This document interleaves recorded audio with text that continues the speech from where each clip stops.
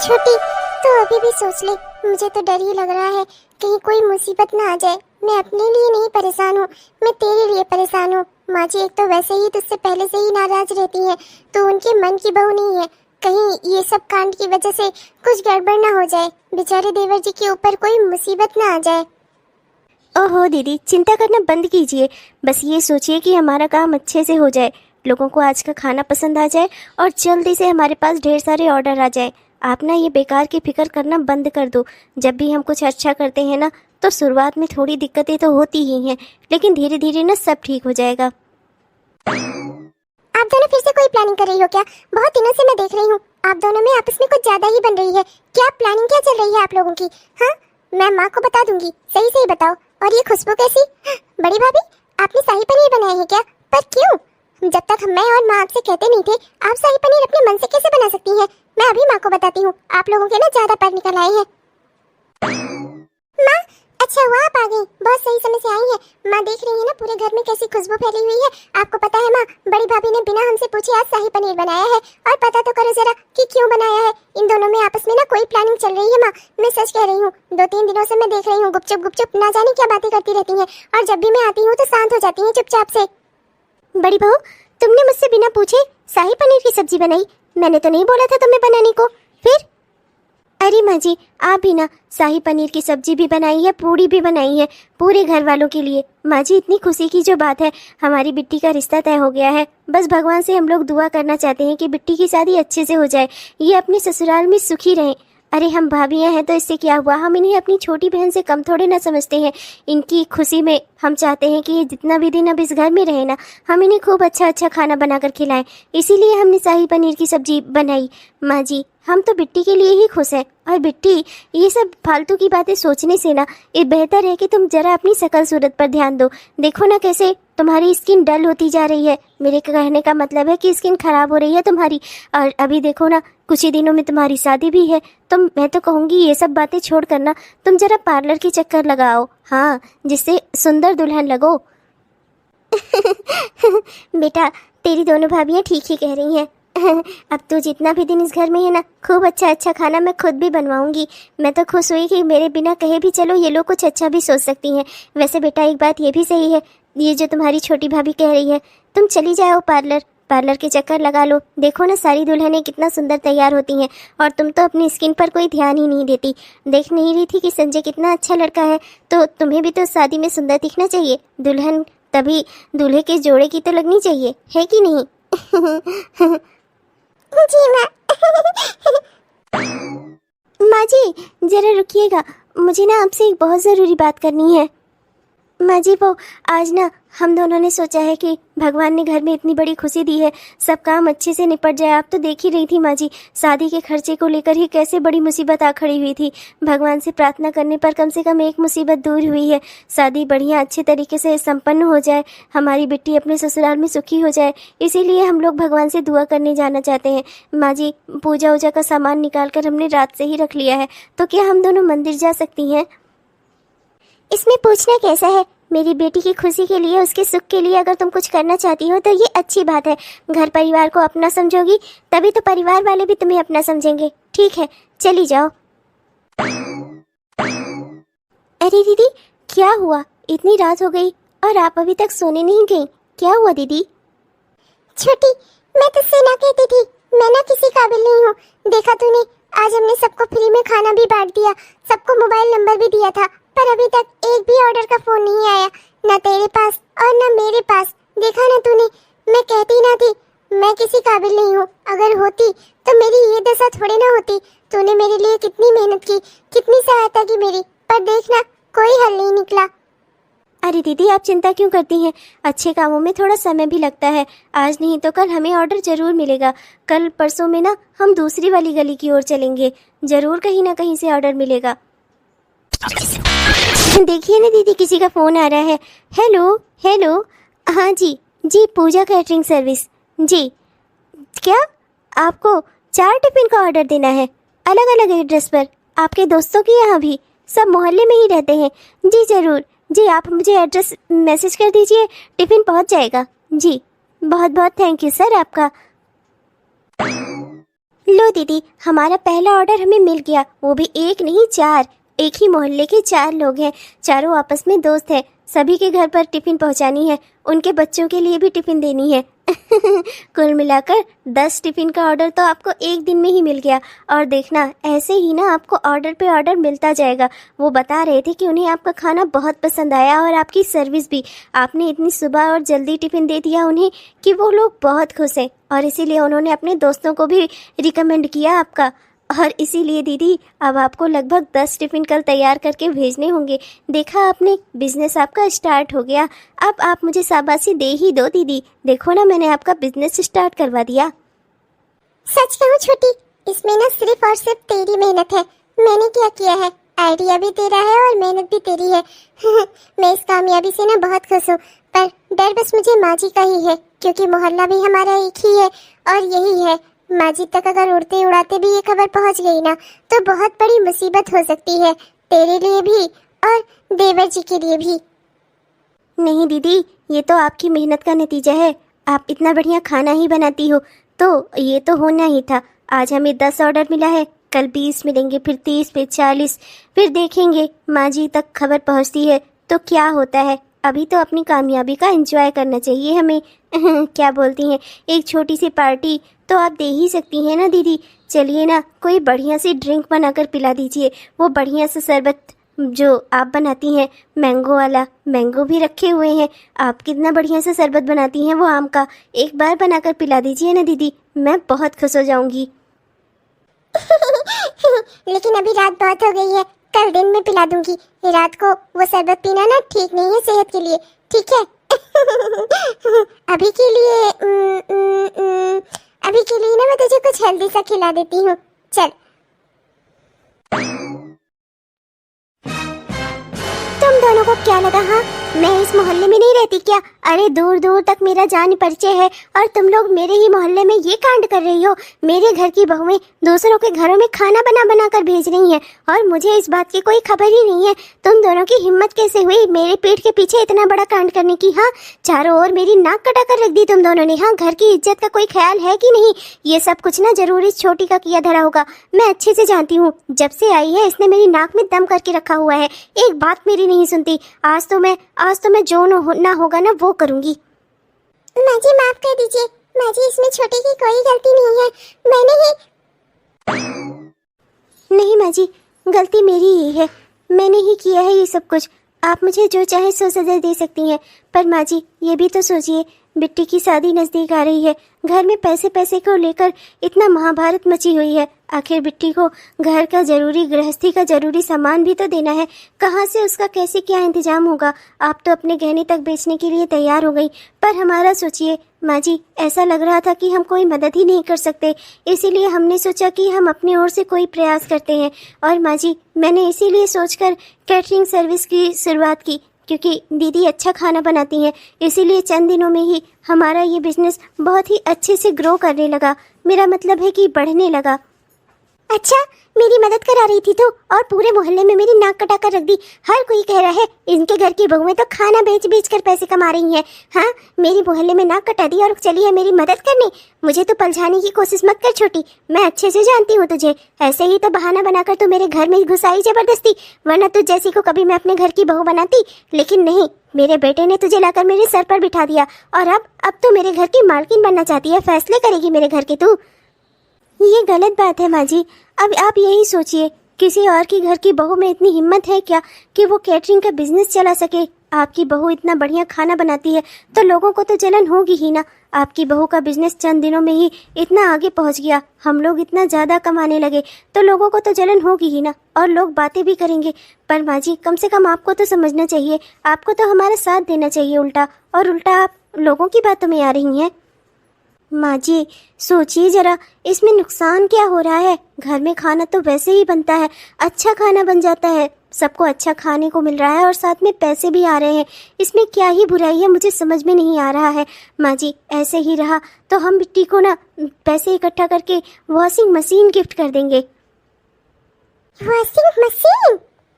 हाँ माँ जी, अब देखिए ना, हमने जितने भी लोगों के यहाँ टिफ़िन सर्विस के बारे में सोचा है ना, उनके यहाँ मान लीजिए कि टिफ़िन पहुंचाने में महीने के हमें लगभग 30 से 35 हज़ार तो मिलने ही चाहिए, और इतने पैसे मिलेंगे ना तो हम बिट्टी को वॉशिंग मशीन गिफ्ट कर सकते हैं। माँ जी देखिए ना, सारे सामान का तो इंतजाम आप लोगों ने कर लिया, पर ये तो सोचा ही नहीं कि ससुराल में क्या जाकर बिट्टी अपने हाथ से कपड़ा धोएंगी। यहाँ तो एक कपड़ा ये वॉशिंग मशीन में भी नहीं डालती, तो कम से कम वॉशिंग मशीन तो गिफ्ट कर दो, जिससे इनके ससुराल वालों को तो पता रहे, वो तो अपने कपड़े उसमें डाल सके। बिट्टी भले डाले ना डाले, और वॉशिंग मशीन लेकर गई रहेगी तो कोई कुछ कहेगा भी नहीं, है कि नहीं माँ जी? बस यही सब सोच कर हम लोग कर रहे थे, लेकिन आप कहती हैं तो मैं कल से टिफ़िन सर्विस बंद कर देती हूँ। क्या कहा? महीने के 30 से 35 हजार? वाह! और ऊपर से तू मेरी बिटिया को वॉशिंग मशीन गिफ्ट करना चाहती है। तुम दोनों की सोच तो बहुत अच्छी है। ठीक है, नहीं, ये बिजनेस बंद करने की ज़रूरत नहीं है। अब जो कोई भी कुछ बोलेगा ना, मैं उसको जवाब देने के लिए हूँ। मैं बोल दूंगी कि मेरी बहू काबिल है, तब अपना बिजनेस चलाती है। किसी और की बहू में काबिलियत हो तो वो भी अपना बिजनेस खोल ले। बड़ी बहू, तू अच्छा से अच्छा खाना बनाना, जिससे 45 हजार मिलने लगे। इतने बड़े सपने क्यों दिखा दिए तूने माँ जी को? जिस हिसाब से हमारे टिफिन सर्विस के अभी तक काम चल रहा है ना, 20 हजार से ज्यादा नहीं मिलने वाले। तूने उन्हें महीने के 30-35 हजार के सपने दिखा दिए, और वो 40-45 के देखने लगी। अभी हमारा बिजनेस इतना भी बड़ा नहीं है, कहाँ से आएंगे इतने पैसे? और वॉशिंग मशीन क्या करती है तू छोटी? क्या होगा कैसे? सोचा भी नहीं एक बार की अगर हमने बिट्टी को वॉशिंग मशीन अब गिफ्ट नहीं की ना, तो माँ जी हमारा जो हाल करेंगी। अरे दीदी, आप बिल्कुल चिंता मत करो। मुझे समझ में नहीं आता, इस घर में लोगों को चिंता करने की आदत है क्या? हाँ, अरे सब हो जाएगा, आप चिंता क्यों करती हैं? EMI पे भी बहुत सारे सामान मिलते हैं, मैं ले लूँगी, उसकी टेंशन आप मत लो। धीरे धीरे करके उसके पैसे चुकता हो जाएंगे। वॉशिंग मशीन की ही तो बात है, और देना तो था ही। मेरे हस्बैंड इतना कुछ दे ही रहे हैं, तो एक वॉशिंग मशीन भी सही, पर इससे कम से कम आपका बिजनेस चलाने में हमें मौका तो मिल जाएगा। वरना अगर माँ जी को कोई स्वार्थ ना होगा तो वो आपका बिजनेस कभी नहीं चलने देंगी। देखते ही देखते सारी तैयारियां करते करते कैसे इतना जल्दी ये समय आ गया। मेरी प्यारी बच्ची, आज तुम्हारी विदाई हो रही है। भगवान करे सुखी रहो हमेशा। बेटा, ससुराल में सबको खुश रखना, अपना भी खुश रखना, अपने आप को भी खुश रखना। हाँ, अपना ख्याल रखना मेरी बच्ची। हाँ माँ, मैं अपना ख्याल रखूंगी। मुझे भी अच्छा नहीं लग रहा है माँ आपको छोड़कर जाने के। मैं जल्दी ही आपके पास वापस लौटूंगी। अरे मेरी बेटी, अरे मेरी छोटी भाभी, छोटी भाभी, छोटी भाभी। गजब है, मेरी बिटिया भी जब तक यहाँ थी कभी छोटी भाभी बड़ी भाभी किसी का मुंह नहीं दिखती थी, और आज जब विदा हो रही है तो छोटी भाभी करके रो रही है। न जाने आज कितनी सगी हो गई है उसके लिए उसकी छोटी भाभी। हाँ ननद रानी। ये रो रही है या हंस रही है? भूल गई क्या अपना गिफ्ट देना था? छोटी भाभी, मैं विदा हो रही हूँ। मेरी शादी आपकी बहन की शादी से पहले हो रही है, तो छोटी भाभी गिफ्ट तो देना बनता है ना आपका। Gift gift gift? हाँ, तुम्हारी वॉशिंग मशीन दे दी है मैंने तुम्हें। बच्ची, तुम हमें बहुत याद आओगी। जब भी हम शांति से अपने कमरे में बैठे होंगे ना, पैर फैलाकर, तब तुम हमें ज़रूर याद आओगी। जब भी सासू माँ हमसे अच्छे से बात करेंगी ना, प्यार से, तब तुम हमें ज़रूर याद आओगी। हम हमेशा तुम्हें याद करेंगे। जब भी हमें एक आध दिन बीत जाएगा बिना डांट खाए ना, हम तुम्हें फिर से याद करेंगे। ओह, तो मतलब कि तुमने मुझे झूठा झांसा दिया था। कोई ना, लखा हार नहीं है, पर तुमने जो वादा किया था ना, उसे मैं तुमसे निकलवा कर रहूंगी भाभी। तुमने ना मेरे साथ बहुत गलत किया। तुम्हारे इस पलझावे में आकर मैंने जल्दी शादी कर ली, फिर से वापस से आकर तुम्हारे सर पे ना बैठी ना, तो कहना मेरा नाम भी बिट्टी नहीं, बिट्टी। हाँ, नैना जी की विदाई के बाद घर में कितनी शांति हो गई। हे राम जी, भला करना अजय भैया और संजय भैया और उनके परिवार वालों का। खैर करना भगवान जी, कृपा करना कि मेरी ननद का घर अच्छे से बस जाए। कोई दुश्मन नहीं हूँ उनकी, भाभी हूँ। भाभी माँ समान ही होती है, पर आजकल की नंदों को ये बात समझ में आए तब ना। छोटी, रुकना था जरा, मुझे ना तुझसे थोड़ा काम था। हाँ दीदी, बोलिए ना, क्या काम है? छोटी, वो गली नंबर 3 में जो दूसरा वाला मकान है ना, जो जिसमें वो क्या कहते हैं, आशीष जी रहते हैं। हाँ, जानती हूँ मैं गई हूँ वहाँ एक आध बार टिफ़िन पहुँचाने। जब कभी मैं जाती थी उधर तो बहुत अच्छे इंसान हैं वो। हाँ, मैं मिली हूँ उनसे, बहुत ही अच्छे हैं। तो क्या हुआ दीदी? छोटी, तो एक काम करेगी क्या? कल से वहाँ तो रोज टिफिन दे आया करेगी क्या? बाकी सब जगह मैं पहुँचा दूंगी, बस वो एक घर को छोड़कर। टिफिन तो मैं दे आऊंगी दीदी, पर बात क्या है, आप मुझे कुछ बताएंगी भी? छोटी जी, वो आशीष जी मुझसे कह रहे थे कि मैं उन्हें अच्छी लगती हूँ और वो मुझसे शादी करना चाहते हैं। छोटी, वो इसी मोहल्ले में रहते हैं ना, उन्हें मेरे बारे में सब कुछ पता है। पर मैं ऐसा कैसे कर सकती हूँ? इसलिए मैं अब उनके घर में कभी जाऊंगी ही नहीं टिफिन देने। वो कह रहे थे कि उन्हें मेरे हाथों का खाना बहुत पसंद है और मैं भी। अरे वाह दीदी, ये तो खुशी की बात है। तो आपको खुश होना चाहिए, उल्टा आप नाराज हो रही हैं उनसे।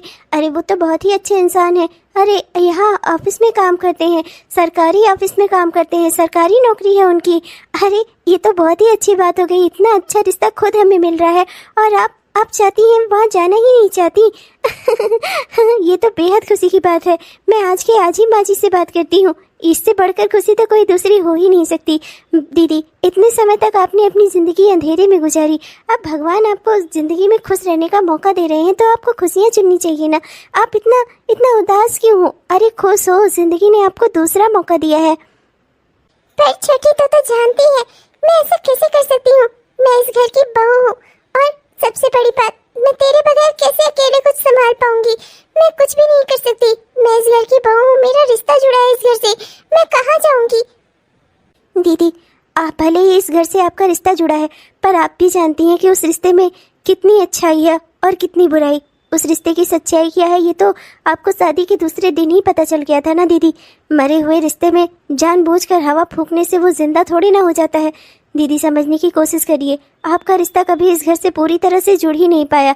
जब आपके पति ने ही आपसे कोई रिश्ता नाता नहीं जोड़ा, तो आप इस घर से कैसे जुड़ सकती हैं? भगवान जिंदगी में आपको दूसरा मौका दे रहे हैं। खुश रहने का अधिकार तो आपका भी है ना दीदी। खुशियाँ खुद चल के आपके पास आ रही हैं। मैं तो बस इतना चाहती थी कि आप अपने पाँव पर खड़ी हो जाएं, अपने फैसले खुद लेने लगे, अपना ज़िंदगी में आगे बढ़ें। पर भगवान आपके लिए बहुत ही खास तोहफा छुपा कर रखे थे और इसीलिए उन्होंने आपकी ज़िंदगी में इतनी बड़ी खुशी दी है। इस खुशी को इनकार मत करिए। मैं आज ही इनसे बात करती हूँ और हम दोनों माँ जी से बात करेंगे। वाह रे वाह, क्या कांड हो रहा है मेरे घर में। इसीलिए लोग अपनी बहू बेटियों से बाहर नहीं भेजते कमाने के लिए। मैंने भेजा, देखो ना क्या कांड हो गया। भगवान की कृपा से मेरा बेटा अभी सही सलामत इस घर में बैठा है और पति के होते हुए ये औरत बाहर पराये मर्दों को ढूंढ रही है। हे भगवान, घोर कलयुग है, घोर कलयुग। अब दुनिया रहेगी नहीं, खत्म हो जाएगी, खत्म। बस अब बहुत हो गया। कल से कैटरिंग का बिजनेस बंद, ये सब धंधा पानी बंद। यही सब के बहाने तुम लोग बाहर निकली और देखो ना क्या कांड कर दिया। ये प्रभु, छी छी, शर्म नहीं आ रही है। देवर आकर अपनी भाभी के साथ दूसरी शादी की पैरवी कर रहा है। वाह रे वाह, क्या जमाना आ गया है। माँ, आज मैं भाभी का देवर बनकर आपसे बात करने नहीं आया हूँ, उनका बेटा, उनका छोटा भाई बनकर आपसे बात कर रहा हूँ। माँ, भाभी को भी हक है अपनी जिंदगी में खुश होने का। भैया की खुशी कहाँ है ये आप और मैं और पूरा परिवार जानता है। भैया ने अपनी खुशी जहाँ भी ढूंढी, क्या आप उन्हें कभी रोक पाई माँ? क्या आप उन्हें भाभी की ओर मोड़ पाई? तो इसका क्या मतलब है माँ? भैया जिंदगी में जहाँ चाहे वहाँ अपनी खुशी हासिल करें और भाभी इस घर में सिर्फ काम करें। क्या उनका हक नहीं है जिंदगी जीने का, खुश होने का, खुश रहने का? और जब खुशियाँ उनकी जिंदगी में दस्तक दे रही हैं माँ, तो आपको भी ये समझना होगा। तो चुप ही कर, जोरू का गुलाम कहीं का। जो तेरी बीवी बोलती है तू तो वही बोलता है। आज तक तूने ऐसा एक भी शब्द बोला होगा जो तेरे अपने दिमाग की उपज हो? जब से ये महारानी हमारे घर में आई है तब से इसी की भाषा बोलने लगा है तू। और तू महारानी सुन ले, मेरे घर में ऐसा कोई कांड नहीं होगा जिससे मोहल्ले में हमारी नाक कट जाए। माँ जी, पत्नी की तरफदारी करना क्या गलत बात होती है? पति अगर पत्नी की साइड ले तो यह क्या गलत है? पत्नी और किसके भरोसे अपने पति के घर में आती है, आप ही मुझे बताइए। आप मेरी साइड कभी होने से रही, ननद जी कभी मेरी साइड लेंगी नहीं, जेठानी जी कभी मेरी साइड ले सकती ही नहीं। और जहाँ तक सवाल है जेठ जी का, तो उन्हें तो परिवार से कोई मतलब नहीं है। तो मतलब कि कोई मेरी साइड ना हो, इनसे शादी करके मैं इन्हीं के भरोसे तो इस घर में आई हूँ, तो आखिर मेरी साइड कौन लेगा माँ जी? और अगर ये मेरी साइड लेते हैं तो क्या इसमें कोई गलत बात है? और मैं क्या इनके परिवार का बुरा चाहती हूँ? मैं भी तो एक औरत हूँ माँ जी, और आप भी एक औरत हैं। एक औरत बनकर सोचिए, क्या भाभी की जिंदगी में खुशियाँ नहीं आनी चाहिए? आपने उन्हें इस घर में सिर्फ एक काम वाली बाई बनाकर रखा हुआ है, जो सिर्फ इस घर में काम करती हैं। उनकी खुशियों से आपका कभी कोई मतलब नहीं होता माँ जी। ये भी सोचिए, जो आज आप किसी और की बेटी के साथ कर रही हैं, कल को आपकी बेटी के साथ भी वही हो, तो क्या आप बर्दाश्त कर पाएंगी माँ जी? माँ, समझने की कोशिश करो। अगर आप ये काम करेंगी ना, अगर आप अपनी बहू की जिंदगी में खुशियां देंगी ना, तो मोहल्ले में आपकी नाक नहीं कटेगी, बल्कि चारों ओर आपकी शान होगी। लोग कहेंगे कि एक ऐसी इंसान, एक ऐसी औरत है आप, जिसने अपनी बहू की खुशी के बारे में सोचा। आज की दुनिया में कौन ऐसा करा पाता है जिसने अपनी बहू की शादी कराई हो। तुम लोग बिल्कुल सही कह रहे हो। मेरी बहू ने इतने समय तक निस्वार्थ भाव से मेरी सेवा की।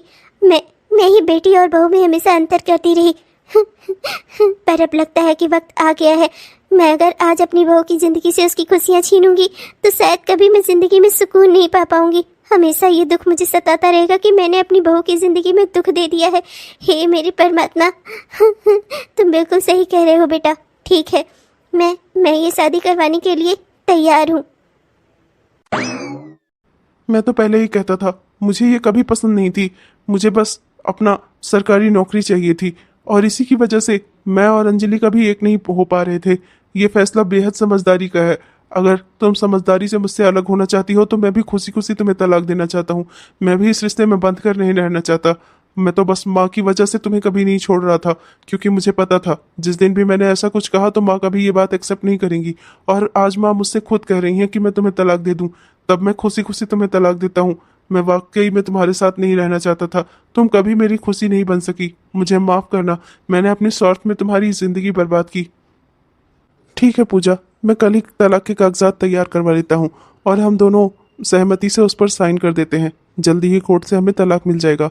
माँ, उसके बाद मैं भी अंजलि से शादी करना चाहता हूँ। अंजलि की और मेरी साथ में इच्छा है कि हम लोग जाकर दिल्ली में रहें। वहाँ पर हमने एक बढ़िया सा बंगलो भी देख रखा है। माँ, आपका जब दिल करे आप हमसे मिलने आ सकती हो, पर हम रहेंगे वहीं पर। वहीं हमारा अपना घर होगा माँ। ठीक है बेटा, मुझे भी अब ये समझ में आ गया है कि ज़िंदगी में फैसले जोर ज़बरदस्ती से नहीं होते हैं। समझदारी से काम लेना चाहिए इंसान को। ठीक है, तुम लोगों की खुशी अगर एक दूसरे से अलग होने में है तो मुझे भी फिर कोई ऐतराज नहीं है। तुम दोनों को बांध कर मैं भी नहीं रखना चाहती। माँ जी, आप बिल्कुल भी चिंता मत करिए। पूजा आपसे मेरी जिम्मेदारी है, मैं इसका पूरा ख्याल रखूंगा। और वैसे भी हम दूर कहाँ हैं, इसी मोहल्ले में तो हैं। आपका जब दिल करे आप अपनी पूजा से मिलने आ सकती हैं। पूजा भले ही अब आपकी बहू ना रही हो, पर आपके लिए आपकी बेटी जैसी है, ये बात समझता हूँ मैं। और मैं भी आपको अपनी सास के बराबर का ही दर्जा दूंगा। बेटी, आज तक तूने मेरी बहुत ही निस्वार्थ भाव से सेवा की, पर मैंने कभी तेरे साथ कोई अच्छा व्यवहार नहीं किया। समझ में नहीं आता कि तू मेरी कौन सी यादें अपने साथ लेकर जा रही है, कि मैंने तेरे साथ कितना बुरा किया। पर हो सके तो मुझे माफ कर देना बेटी। भगवान तुझे जिंदगी में अब वो सारी खुशियां दे जिसके लिए आज तक तू तरसती हुई आई है। भगवान करे कि तुम दोनों की जोड़ी सदा बनी रहे। तुम दोनों एक दूसरे के साथ बहुत खुश रहो, और जल्दी ही मुझे नानी बनने का भी सौभाग्य दे दो। माँ जी। दीदी, आपकी ज़िंदगी की नई खुशियाँ आपको मुबारक हो, पर अपना बिजनेस ना कभी मत छोड़ना। अपना बिजनेस हमेशा ऐसे ही चलाती रहना। और मैंने भी जीजा जी से बात कर ली है, उन्हें आपके काम से कोई एतराज़ नहीं है। आप आज तक जैसे अपना काम इस घर से चलाती रही थी, वैसे ही अब अपना काम अपने घर से चलाइएगा। पर अपना बिजनेस कभी बंद मत होने दीजिएगा। इतने सारे लोग जुड़े हुए हैं आपके काम से, इतने सारे लोगों के यहाँ का खाना पानी चलता है आपकी वजह से। इसलिए दीदी कभी बिजनेस बंद मत करना आप। बस मेरी भगवान से यही दुआ है। और आप हमेशा आप दोनों खुश रहो, एक दूसरे के साथ रहो। और दीदी आप बिल्कुल चिंता मत करो, हम हैं तो एक ही मोहल्ले में ना। जब आपका दिल करे आप मुझसे मिलने आ जाना, और जब मेरा दिल करेगा मैं आपसे मिलने आ जाऊंगी। छोटी तो बहुत अच्छी है। मैंने कभी जिंदगी में ये बात नहीं सोची थी कि मुझे जिंदगी में कभी इतनी खुशियाँ भी मिल सकती हैं। छोटी, भगवान तुझे जिंदगी की सारी खुशियाँ दे। इधर बिट्टी घर से विदा हो गई, इधर पूजा घर से चली गई। अब ऐसा लग रहा है जैसे मेरे घर में कुछ हो ही ना, पूरा घर ही खाली हो गया हो। देखा ना, माँ कितनी दुखी है। मैंने तुमसे पहले ही कहा था इस बारे में तुम्हें कुछ विचार करना चाहिए था, पर तुमने ही नहीं किया। चलो अभी भी देर नहीं हुई है, क्या कहती हो? घर बहुत खाली हो गया है, घर में 2-4 लोग एक्स्ट्रा होने चाहिए, है कि नहीं? बताओ। आप भी ना कहीं भी शुरू हो जाते हैं, ये भी नहीं देखते कि माहौल कैसा है। हाँ, नहीं तो माँ जी का दिल टूटा है, इस समय मुझे उनके साथ होना चाहिए, आपके नहीं, समझे? आप चलिए अपना कमरे में आराम करिए, मैं माँ जी को खाना पानी खिलाकर तब आती हूँ। अरे कब तक सबके ही दिल की परवाह करती रहोगी? जरा मेरे दिल की भी परवाह कर लो। माँ, मैं वो घर हमेशा हमेशा के लिए छोड़कर आ गई हूँ। वो मेरी सास चाहती थी कि सुबह से उठकर मैं अपनी जेठानी के साथ किचन में काम कराऊं, खाना बनवाऊं। क्या उन लोगों ने तुझे और किसी बात के लिए परेशान किया?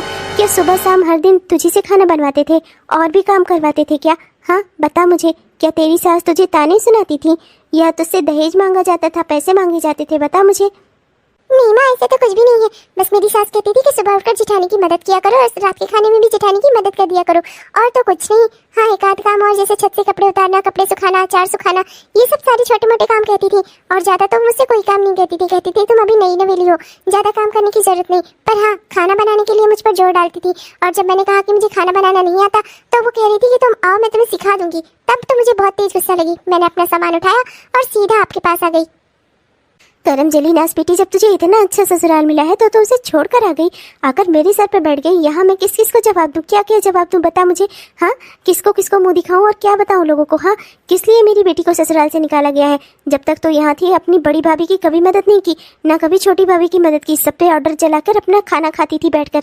और जब वहाँ तेरे करने की बारी आई तो तू अपना सब कुछ छोड़कर यहाँ चली आई। अरे तुझे पता भी है, एक लड़की के लिए उसका घर परिवार छोड़कर मायके में आना क्या क्या मायने रखता है उसकी जिंदगी में? हाँ, अच्छा खासा घर परिवार ससुराल मिला है तुझे, अच्छा पति, अच्छा घर, अच्छी सास, अच्छी जेठानी, तो तुझसे वहाँ रहा नहीं गया? हाँ, अब अगर तू एक बात अच्छे से समझ ले, अगर उन लोगों ने तेरे साथ कुछ बुरा किया होता ना तो मैं उन लोगों से लड़ती, पर उन लोगों की कोई गलती नहीं है। तेरी सास ने मुझे फ़ोन करके ना सब बता दिया है और मैं अच्छे से जान गई हूँ कि गलती किसकी है। मैंने उनसे महीने भर का समय मांगा है। यहाँ तेरी छोटी भाभी है, उससे खाना बनाना सीख, घर के छोटे मोटे काम सीख और चुपचाप से महीने भर बाद अपने ससुराल में जाकर अपने पैर जमा, समझी? और अगर ऐसा नहीं किया ना तो तेरा मेरा भी कोई वास्ता नहीं रहेगा, समझी? मैं तेरी माँ हूँ, पर तेरी अच्छाई के लिए, बुराई के लिए नहीं। अगर तूने कोई गलती की तो मैं ही तुझे सही रास्ता दिखाऊंगी। अगर वो लोग तेरे साथ गलत करते तो मैं उन लोगों को सही रास्ता दिखाती, पर गलती सरासर तेरी है और मेरी है जो मैंने तुझे सर पर बैठा कर रखा, पर अब नहीं। छोटी बहू, आज से इसकी ट्रेनिंग शुरू। कुछ भी ऐसा कर कि इसे घर के सारे काम आए। खाना बड़ी बहू की जितना अच्छा ना सही, तेरे बराबर खाना बनाना सीख ले, ये समझी? जी माँ जी, उसकी तो आप चिंता ही ना करो। इतना ट्रेंड कर दूंगी ना, इतना ट्रेंड कर दूंगी ना कि ये रात को सपने में भी काम करेंगी। मुझे धमकी देना बंद करो। ऐसे ही डरा डरा कर झूठे मेरी शादी करवा दी। मैं सब अच्छे से समझती हूँ तुम्हारा। तुमने चाल खेली, झूठा फोन सुनवाया मुझे। उस 9 लाख के हार के चक्कर में मैंने शादी कर ली। उसके बाद मेरी ये दुर्दशा हो रही है। तुम्हारी तो मुझे शकल से नफरत है। तुम जैसी भाभी ही होती हैं जो ननद की जिंदगी बर्बाद करती हैं। ननद जी, जरा ध्यान से सोचो। मैंने तुम्हारी ज़िंदगी बर्बाद नहीं की है, बल्कि आबाद की है। तुम्हारे भैया के बारे में सोचो। जाकर यहाँ वहाँ अच्छे से अच्छा रिश्ता ढूंढ कर लाते थे। अजय भैया और संजय भैया के परिवार में आखिर क्या गलत है? सब कुछ तो अच्छा है। इतनी अच्छी सास, इतनी अच्छी जेठानी मिली है तुम्हें। सब कुछ अच्छा घर परिवार देखकर ही हमने तुम्हारा वहाँ रिश्ता तय किया है, पर तुम थी जो इस रिश्ते के लिए तैयार नहीं हो रही थी। मैं चाहती थी कि तुम्हारा भला हो, वरना किसी दिन ऐसे खानदान में ब्याह दी जाती ना कि ससुराल का असली मतलब तुम्हें पता चल जाता। अब जब अच्छा ससुराल मिला है ना तो वहाँ रहने लायक हो जाओ। एक बार अगर ये ससुराल भी तुमसे छीन गया ना तो मैं बता रही हूँ, दर दर की ठोकरें खाने से ना तुम्हें कोई नहीं रोक सकता। आज मैं यहाँ पर खड़ी हूँ, तुम्हारे भैया हैं यहाँ पर, हम लोग तुम्हें जैसे तैसे बर्दाश्त कर लेंगे। पर कल को सोचो, बड़े भैया की दूसरी बीवी अंजलि भी आने वाली है यहाँ पर, तुम्हारी नई भाभी। हर इंसान दुनिया में एक जैसा नहीं होता। उन्हें पूजा भाभी जैसा ना समझो। अगर उन्होंने तुम्हें यहाँ ना रखना चाहा तब क्या करोगी तुम? और वैसे भी हर इंसान के अपने खर्चे हैं, अपना परिवार होगा सबका। किसके परिवार में जगह बनाओगी तुम? मैं बस ये चाहती हूँ तुम अपने घर परिवार में सुखी रहो, और जब मायके आओ तो यहाँ भी तुम सम्मान से और सुखी से रहो, समझी? अब अगर तुम्हें ये सब नहीं चाहिए तो मत सीखो बनाना खाना। मेरा क्या जा रहा है, मैं तो अपने ससुराल में अपना पैर जमा ही चुकी हूँ। बारी तुम्हारी है, मत करो। छोटी भाभी बिल्कुल सही कह रही है। आराध्या भाभी और पूजा भाभी जब इस घर में आई थी तो मैंने और माँ ने उनके साथ कैसा कैसा व्यवहार किया था, कितना दोनों को परेशान किया था हमने। और वहीं जब मैं अपने ससुराल में गई तो मेरी सास, मेरी जेठानी और मेरी ननद ने मेरे साथ कैसा बर्ताव किया। मैं ऐसा कैसे कर सकती हूँ? इतना अच्छा ससुराल मिला है मुझे और मैं सिर्फ अपने कामचोरी की वजह से उसे गंवा दूँ? भगवान ने सच में मुझे बहुत अच्छा ससुराल दिया है, मैं उसे खो नहीं सकती। छोटी भाभी बिल्कुल सही कह रही है। कल को सबका अपना परिवार होगा, मैं किसके परिवार में जगह बना पाऊंगी? बिल्कुल सही बात है, मैं काम करना ही सीख लूंगी। थोड़ा बहुत काम करने पर अगर मुझे अपने ससुराल में जगह मिल जाती है तो फिर यही अच्छा है। और वैसे भी काम तो हर इंसान को करना ही चाहिए। बैठकर कौन खाता है आज की दुनिया में? आज की दुनिया में तो जानवर भी बैठकर खाना नहीं खाते। फिर मैं तो इंसान ही हूँ। क्या? ये तो बेहद खुशी की खबर है। मैं बहुत ही खुश हूँ। भगवान ने मेरी सुन ली। इतने समय बाद मेरी जिंदगी में खुशियाँ आ रही हैं। ये शब्द सुनने के लिए ना मैं तरस गई। पूजा जब इस घर में आई थी ना तब से मैं ये खबर सुनना चाहती थी कि मैं दादी बनने वाली हूँ। इससे बढ़कर खुशी मेरे लिए कोई दूसरी हो ही नहीं सकती। मैं बेहद खुश हूँ बच्चों, मैं तुम दोनों के ऊपर बेहद खुश हूँ। छोटी बहू, आज से तुम्हारी सारी गलतियाँ माफ़, तुम्हारे लिए सब कुछ माफ़। बस तुम अब आराम करो। मैं ना अब खुद मैं घर संभाल लूँगी। अपने पोता पोती के आने की खुशी में ना मैं पागल हो गई हूँ। मैं तुम्हें सच बताऊँ छोटी बहू, इतने समय में मैं ये तो जान ही गई हूँ कि इंसान की सच्ची खुशी ना उसका अपना परिवार होता है। ना ही रुपया पैसा, ना ही धन दौलत। किसी में कुछ भी नहीं रखा है सच्चा सुख तो अपने परिवार में। मैं भी पूजा को और बिट्टी को फ़ोन कर देती हूँ, दोनों आ जाएं। अब तो मैं ढोल बजवाऊंगी घर में, ढोल। इतने समय बाद तो मेरे घर में खुशियाँ आई हैं। मैं बहुत ही खुश हूँ। सच में मैं भी बहुत खुश हूँ। तुमने वाकई में मेरी ज़िंदगी में आकर, मेरे घर में आकर मेरी ज़िंदगी सुधार दी, और मेरे घर को भी। जिस घर में हमेशा दुख रहा करता था, आज उस घर में खुशियाँ ही खुशियाँ हैं। हर एक इंसान खुश है, वो भी तुम्हारी वजह से। सच में तुम बहुत ही अच्छी हो। ना जाने मुझे क्या हुआ था जो मैंने तुमसे प्यार कर लिया और मेरी ज़िंदगी बन गई। न जाने भगवान का कौन सा आशीर्वाद मिला था मुझे। ऐसे ही खुश रहा करिए गुड़िया या गुड्डू के पापा।